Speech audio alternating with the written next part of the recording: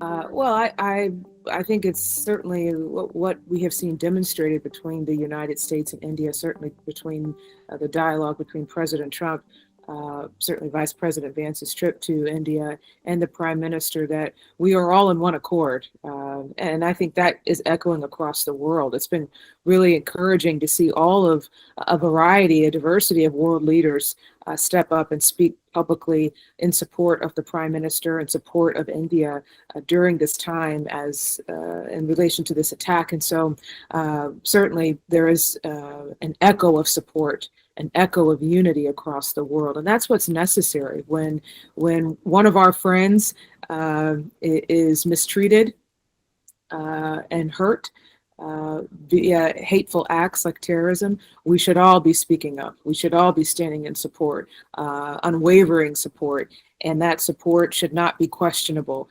It should be firm.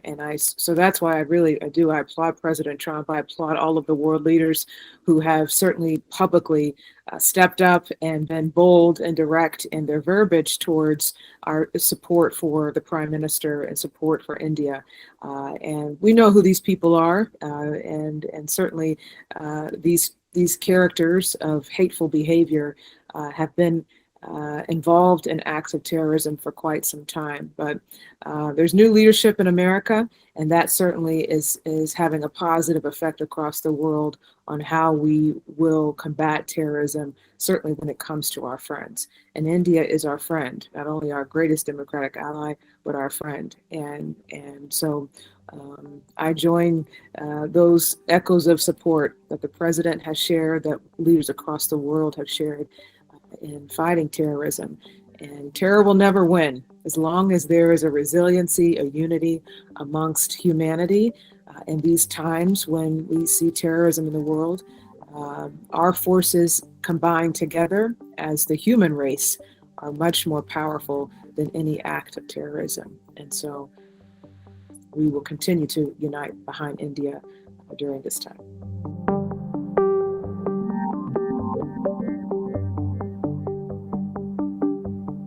Desiring to return to India for quite some time since my first trip in 2022. Wow, it's been quite some time since then.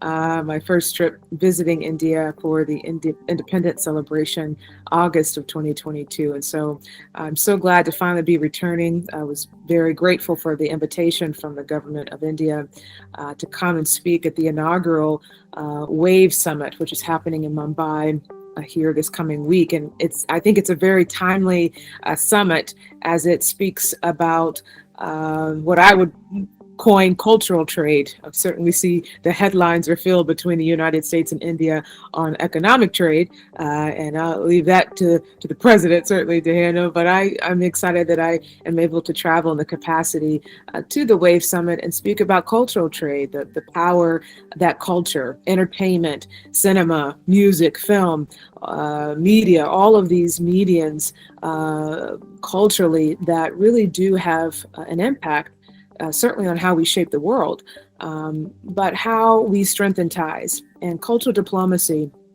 cultural trade certainly has a big part in the strengthening of global ties across the world. And so I believe India has strategically positioned itself now to be a real player, both as an economic and a cultural trade leader. And so I'm excited about traveling to India this is my first time to visit Mumbai, so I'm looking forward to that as well, and sharing the stage with some wonderful persons and industry stakeholders in the entertainment business and media business across the world. There's a number of prominent American CEOs and global entertainment leaders and folks coming from all over the world for this. And so I'm looking forward to being a part of it.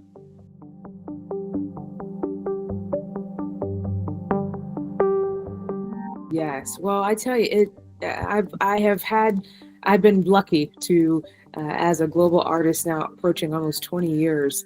It's been a long time, Lalit. Boy, I tell you, when I think about it, to wear a cultural diplomacy hat, to really be a voice in the lane of how culture and entertainment and music and media and all of the artful mediums play a part in how we relate with each other, how we do business with each other, and certainly how we collectively help shape and better the world.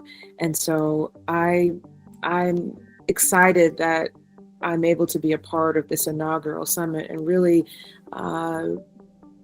dive into more of the conversation about cultural trade, what that really means. And we have plenty of examples of how cultural trade, cultural diplomacy certainly does help strengthen ties between countries.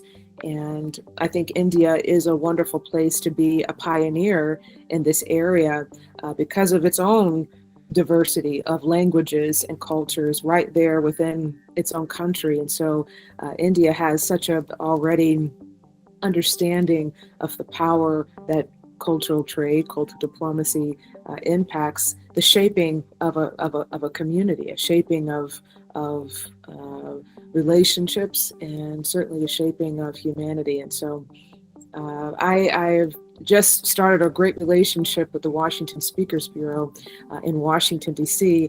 With this purpose to still keep on my music hat, but put on a new hat of traveling the world, speaking and talking about the power of music, the power of the arts, the power of cultural trade as it relates to the strengthening of countries. And so much of my career, Lalit, in the United States, as you know, has been centered in the field of patriotism, which is just like music is a universal language, patriotism is a universal language.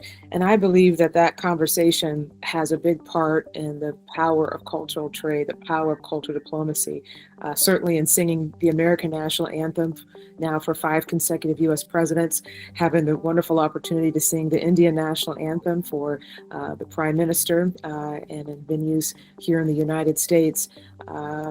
I really understand the power of patriotism, love of country, and that has a direct relationship with cultural engagement, cultural trade, cultural diplomacy. And I think when citizens love their country, they learn to appreciate other countries and learn to appreciate other cultures. And that is all part of how we do business together and how we shape the world to be a better place.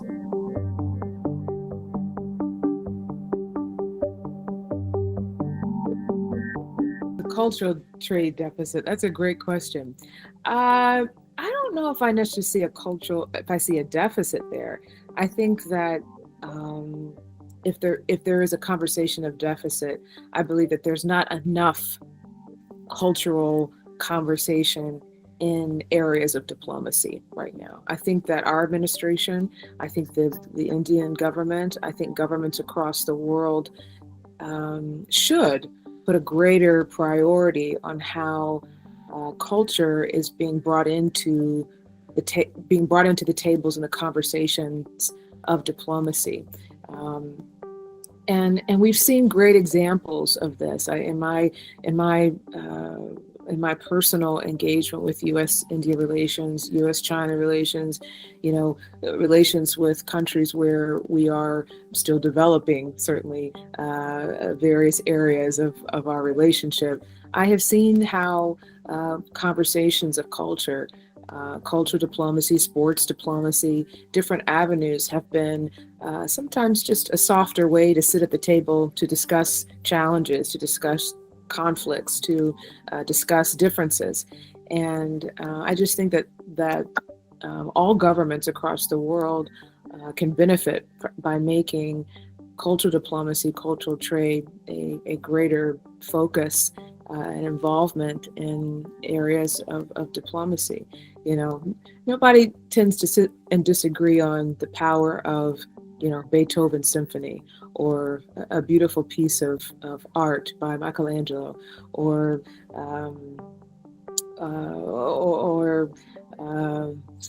a great melody or a great song. I could go through all the different art forms. We find a lot of commonality when we are in the space of culture, and I think sometimes that's an easier way to come to the table before we jump into our differences or challenges or trying to find solutions that face all world problems.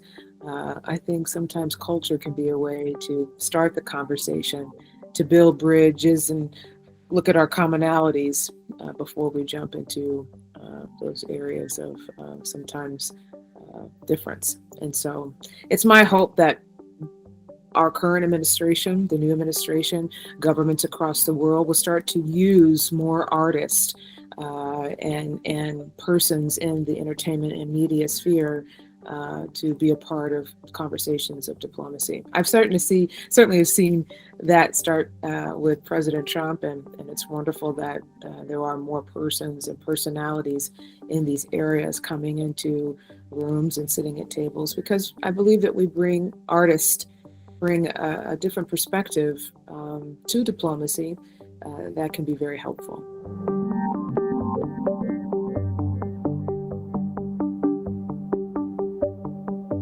A cultural trade tariff. That's a good question. Well, it probably would never negatively impact how we relate to each other. I don't want the president to impose a cultural trade tariff. If anything, I would hope that he and the president certainly has been in the entertainment sphere probably longer than he has been in politics, and so he certainly understands entertainment. He has such a value for music. In my certainly almost 10 years of performing for the president and first lady, and very intimately on the 2024 campaign, there were lots of intimate moments backstage where the president and I would talk about music and our favorite artists and favorite songs. And he has his own incredible playlist of his favorite songs and music where we have commonality. So he's very in tune to the power of the arts, the power of film, the power of music, the importance that culture really plays in how we shape the world. And so I would only encourage the president to not impose cultural tariffs, but impose means that would encourage more conversation about culture, more engagement of these medians of media and entertainment into how we shape diplomacy. And already the president's doing some of that with his efforts to revamp the Kennedy Center, certainly in Washington, D.C., is a big first step that I believe has started as it relates to how we are using the arts to impact diplomacy and make the world a better place. The Kennedy Center being one of the prominent institutions in the world for culture, not just in America, but in the world. And so I think that first step in the efforts there at the Kennedy Center, I think already some of the efforts that the president is considering for how artists are being compensated for their work here in the United States and across the world fairly is another conversation of the president's understanding of the power of culture and music and how artists should be fairly treated in what they're contributing creatively. I think certainly a lot of the conversations that have started with AI and its connections to creativity and innovation are very important. So again, I no tariffs in culture, but ways that we can encourage more conversation of culture as we shape areas of diplomacy.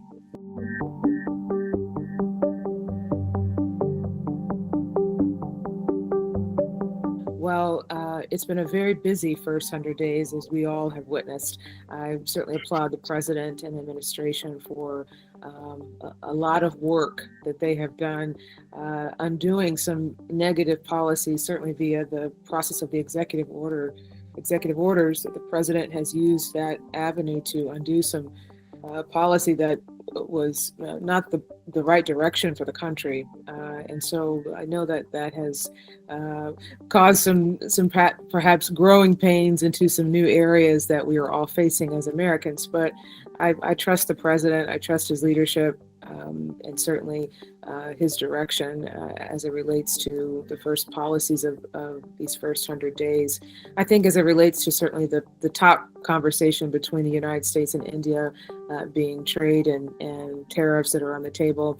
It certainly was said here recently via the administration publicly that there was a desire to certainly see the president stating a deal made between the United States and India that would become a blueprint for what the president would like to see as it relates to deals across the world. And so I think that's positive.